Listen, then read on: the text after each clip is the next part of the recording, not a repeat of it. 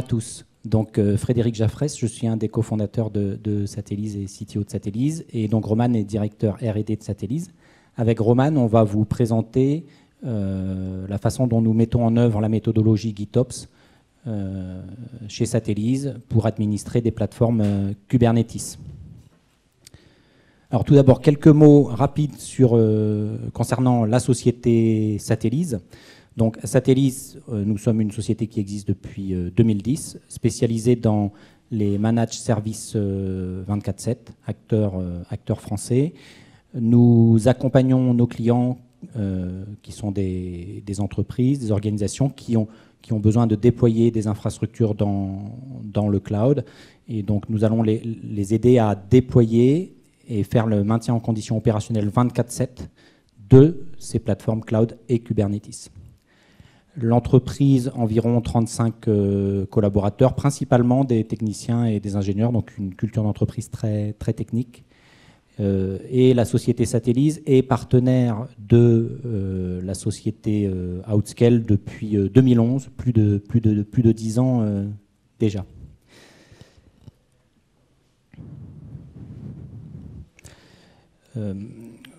Alors tout d'abord, s'agissant de Kubernetes et des besoins de nos clients autour de Kubernetes, donc depuis 2-3 ans, la plupart des clients souhaitent aller vers cette technologie Kubernetes pour plein de bonnes raisons que vous connaissez sûrement déjà. Et donc, les clients viennent vers nous en nous demandant de les aider à déployer et administrer du Kubernetes sur du cloud public, avec des besoins autour de la disponibilité de ces plateformes, de la performance de ces plateformes, et aussi et surtout de la sécurité de ces plateformes déployées sur le cloud. Les enjeux sont que Kubernetes reste une technologie très très puissante, mais aussi complexe. Et autour des plateformes Kubernetes, on a une pluralité d'intervenants, donc aussi bien des développeurs, des administrateurs système, des administrateurs réseau, des admins sécu, des architectes. Enfin, tous ces gens-là vont avoir besoin d'intervenir plus ou moins autour de ces environnements. Et donc, ces enjeux à la fois techniques, la complexité technique de Kubernetes et organisationnelle, font qu'on ne peut pas gérer une plateforme Kubernetes comme on gérait avant ces 4 serveurs ou ces 4 instances dédiées. La réponse que nous apportons, c'est la méthodologie GitSecOps. Alors tout d'abord, quelques rappels s'agissant des principes de la méthodologie GitOps. Donc la méthodologie GitOps, l'idée c'est que toute la configuration de déploiement de mes environnements vont être en mode déclaratif, ça c'est la première chose. Ces éléments de configuration vont être versionnés dans un Git, c'est la deuxième chose. Et ensuite, toutes les modifications sur l'environnement devront être approuvées. Il y a vraiment un circuit de validation avant que quelque chose puisse aller en prod, en passant par le Git. Et enfin, les environnements sont supervisés. En tous les cas, il y a un composant logiciel qui va à tout moment s'assurer que ce qui est en prod, c'est ce qui est défini dans mon Git. Donc là, les technologies dont on parle, c'est évidemment pour toute la partie Git. Alors nous, on travaille beaucoup avec des instantiations GitLab dédiées pour nos clients, dans lequel on va avoir à la fois les repos Git et la registry d'images Docker. On utilise beaucoup Flux, qui permet justement de faire cette réconciliation entre ce que j'ai en prod versus ce que j'ai dans mon Git. Et c'est Flux qui va se charger de réappliquer la configuration qui a été déclarée dans le Git s'il y a un écart avec ce qui est actuellement en prod. De GitOps à GitSecOps. Alors, on met sec au milieu pour la partie sécurité. En fait, la sécurité, elle est présente à tous les niveaux et à tous les moments dans la mise en œuvre de GitOps. Elle est présente au niveau de l'infra, quand on va faire ces scripts Terraform, parce que tout le déploiement initial de la plateforme va être fait en s'appuyant sur Terraform, infrastructure as code. Là, il va falloir se poser des bonnes questions sur comment je provisionne mes VPC, mes subnets, mes security groups, enfin toute la partie couche basse, infrastructure. La chaîne CI/CD, on va déployer des images sur le Kubernetes, mais il ne faut pas qu'avec les images viennent des trous de sécurité. Donc il va falloir qu'en amont, mon code il soit contrôlé, qu'à la sortie de build d'images, mon image elle soit aussi contrôlée, parce que si elle contient des CVE et que j'amène ces CVE sur ma prod, c'est un problème de sécurité. La sécurité, elle est au niveau de ma stratégie de sauvegarde, évidemment. Ça, c'était déjà quelque chose qui existait avec les prods, on va dire, plus traditionnels auparavant, mais je dois m'assurer d'avoir des sauvegardes cohérentes, parce que pour pouvoir restaurer ma plateforme, j'ai tout dans Git, sauf les data et les dumps de mes bases de données. Donc il faut que j'ai une vraie stratégie de sauvegarde à côté de ma brique GitOps. Les accès admin. À partir du moment où on a beaucoup de gens qui vont collaborer sur le cube, il faut vraiment bien appréhender cette partie accès d'administration. Comment je les centralise, comment je trace, comment j'enregistre ces accès à l'environnement, et comment je peux correctement gérer les droits autour de l'administration de mon cube. Donc la traçabilité, j'en ai parlé, elle existe pour les accès admin, mais elle existe aussi pour tous les accès web et pour l'applicatif lui-même. Sur Kubernetes, les pods, ils ont vocation à passer d'un node à l'autre, donc ils sont éphémères. Ça veut dire que les logs, il faut que je les externalise. Donc en temps réel, il faut que je les externalise et que je les centralise dans une solution type ELK, par exemple.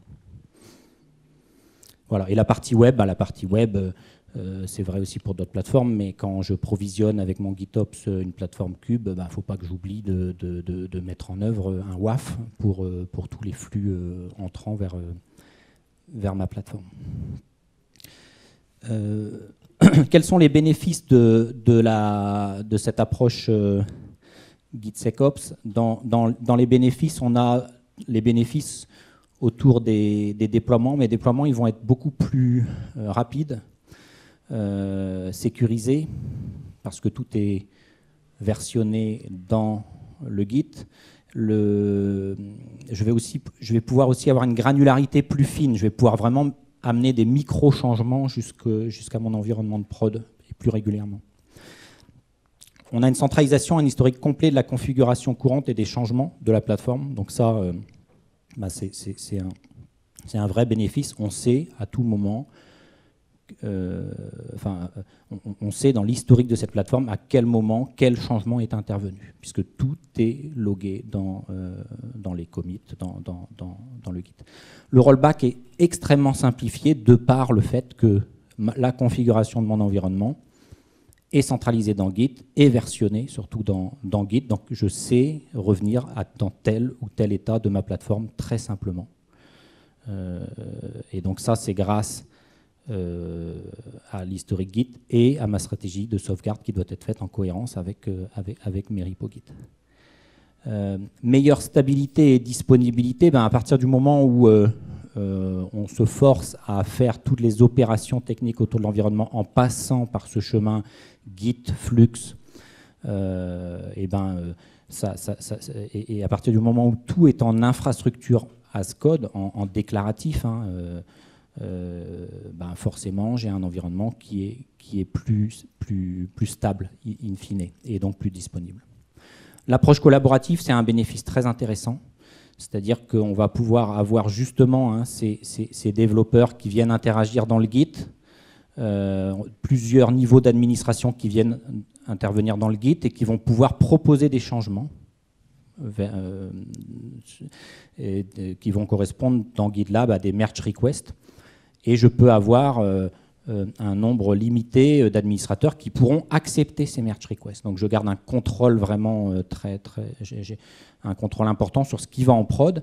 Et dans le même temps, je permets à beaucoup de monde de proposer des changements sur l'environnement. Donc les gens de la Sécu vont pouvoir travailler plus sur la partie Security Group, le WAF, ces choses-là. Les gens de l'applicatif vont plutôt travailler autour des pods applicatifs, etc. Et à la fin, tout ça, ça passe par des merge requests avant d'aller en prod. Voilà. Et la sécurité renforcée, en fait, c'est ce que je viens d'expliciter à travers ce système de droit dans Git et avec ces merge requests et le fait qu'in fine, on peut avoir un nombre limité de personnes qui vont réellement pousser le changement jusqu'à la production. Au-delà des bénéfices, il y a aussi des opportunités. Parmi les opportunités que nous, on voit, il y a le fait d'éviter le shadow IT. Finalement, puisque on met en place une stratégie d'administration via GitOps, qu'on a la traçabilité, le recording, on va savoir à tout moment dire qui a fait le changement et quand. Et surtout, Flux, s'il voit qu'il y a un changement, que la prod est en avance du Git, Flux, il va réappliquer ce qui est dans Git. Donc ça veut dire que je ne peux pas avoir un administrateur qui fait quelque chose dans son coin que personne ne voit et qui restera de manière permanente sur la plateforme. Ça, c'est pas possible. L'autre point intéressant en termes d'opportunité, c'est la capacité d'audit à partir du moment où tout est en déclaratif dans Git. Tout l'historique est dans Git ou dans des logs qui sont externalisés. On a une capacité d'audit de facto. Il suffit juste d'aller se connecter sur l'environnement Git, le LK, et là on a l'audit complet. On a accès à tous les éléments intéressants pour conduire un audit. Voilà. Et l'autre opportunité, c'est une fois qu'on a déployé et qu'on gère une plateforme via cette méthodologie GitSecOps, le PCA il est extrêmement simplifié puisque tout est dans mon Git. Donc avec ce Git plus mes sauvegardes, je peux très simplement redéployer ma plateforme ailleurs, entre guillemets. Donc sur une autre région, sur une autre AZ, etc. Alors la méthodologie GitSecOps, ce sont aussi il n'y a pas que des opportunités, il y a aussi des risques. Alors c'est une méthodologie qui est plus stricte, plus contraignante. Pour les gens qui vont intervenir sur l'environnement, ouais, c'est beaucoup de... C'était plus simple quand avant je pouvais me faire une connexion SSH directement sur ma prod et faire des modifs sur ma prod directement. Bon, c'est pas une bonne pratique, mais ça se fait encore. Et donc là, avec cette méthodologie GitSecOps, on amène plus de contraintes. Donc ça veut dire aussi une conduite de changement auprès des populations qui administrent, qui gèrent les environnements. Ça veut dire plus d'outils, donc ça veut dire aussi qu'il faut apprendre à utiliser de nouveaux outils. Et un dernier risque, c'est vrai que quand on est en mode gestion d'incidents, la méthodologie GitOps ou GitSecOps, ça peut être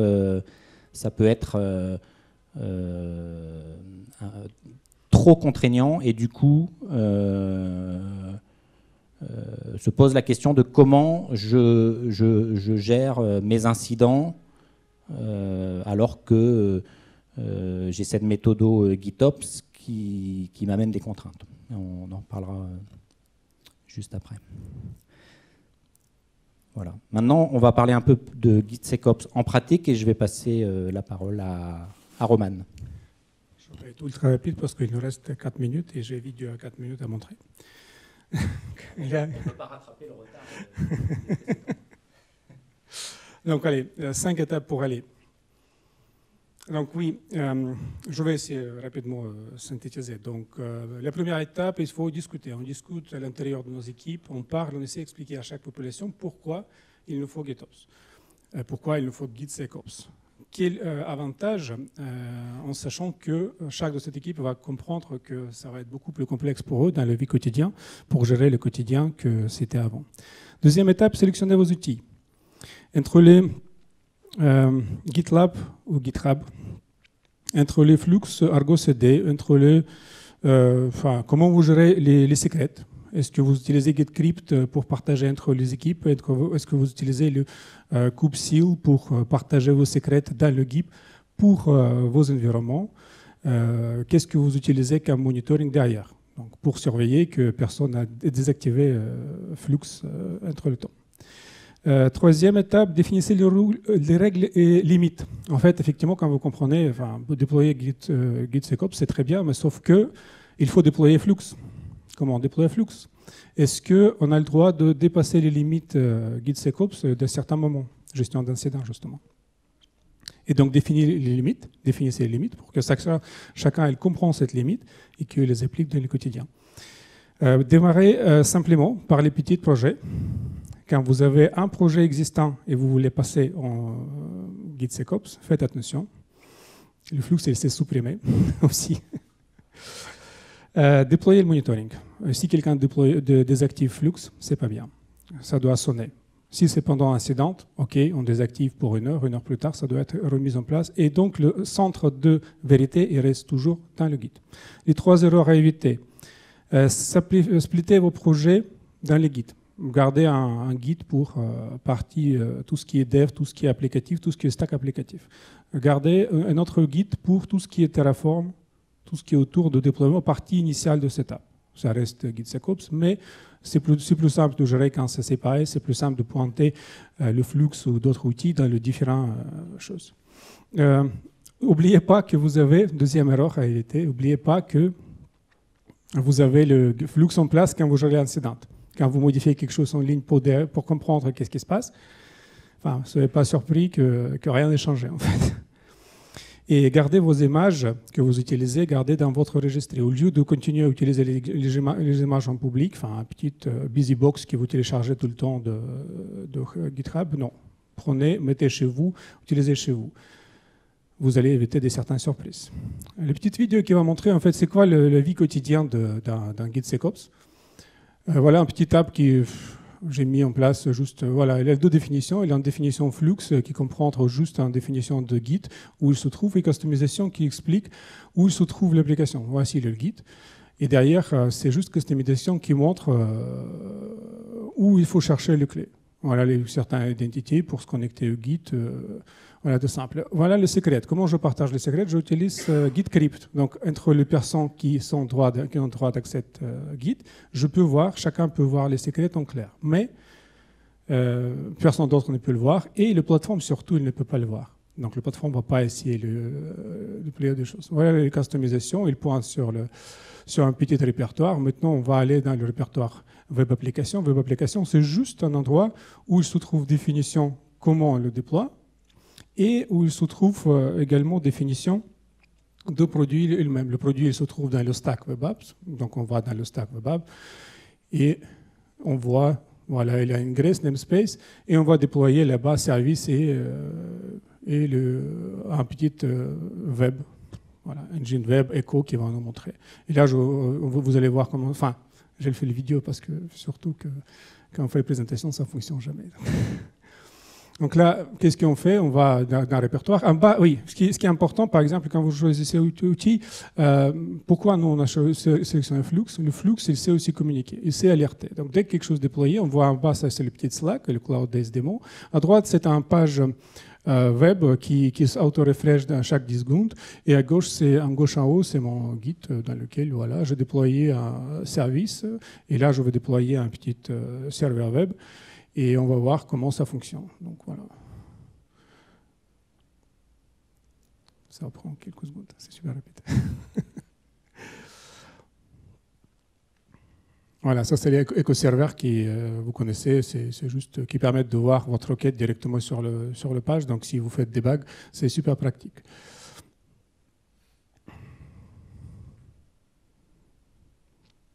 On voit que Flux, il a juste reporté que le éco-serveur a été créé. Voilà, on juste voit que le déploiement est bien passé. Et là, on va voir si les pods... Ça on voit que le service était déployé, que je commettais d'abord le service. Si je demandais déployer, boum, c'est déployé. Donc, c'est super facile. Ce qui est très important, c'est justement l'outil collaboratif. Pourquoi on a amené le DevOps en époque? Par contre, là, je fais une petite requête qui fait qui exploite en toute sécurité une injection JavaScript.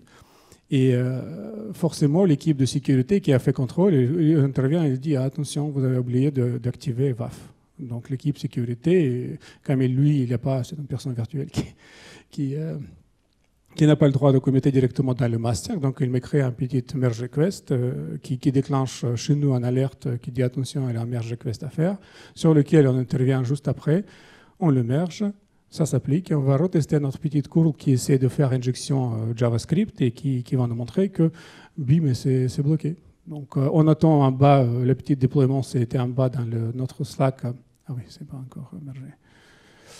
Donc, voilà, on merge. Et on attend dans le Slack le petit message qui est visible par toute l'équipe qu'il y a eu un nouveau merge qui a été mis en place. Donc, EcoServer toujours. Et le prochain commentaire, ça va être modification dans l'ingress qui va activer des WAF protection. Et oui, ça c'est, j'affiche, là je montre comment je peux forcer le déploiement. Donc parfois je dis, attends, là il faut faire vite, je veux bien qu'il réconcilie les sources, donc il relie les sources, il réapplique mon Git, et que là je vois tout de suite en bas, ingress demo, EcoServer configured. Donc ça y est, c'est déployé. Je peux retester mon petit curl avec application, et voilà, il est forbidden. Donc là, c'est bon, la petite présentation, elle est faite. Là, maintenant, ça va continuer à jouer sur l'écran. Il va faire nettoyage. Donc, le Git, Flux, il s'est supprimé. Donc, il sait faire purge. Donc, si quelque chose disparaît dans le Git qui n'existe pas dans cette namespace, qui ne correspond pas à ses besoins, il va être supprimé. Donc, là, on va voir que le service et EcoServer vont supprimer. Et donc, la page, elle va devenir 5.54. Merci beaucoup.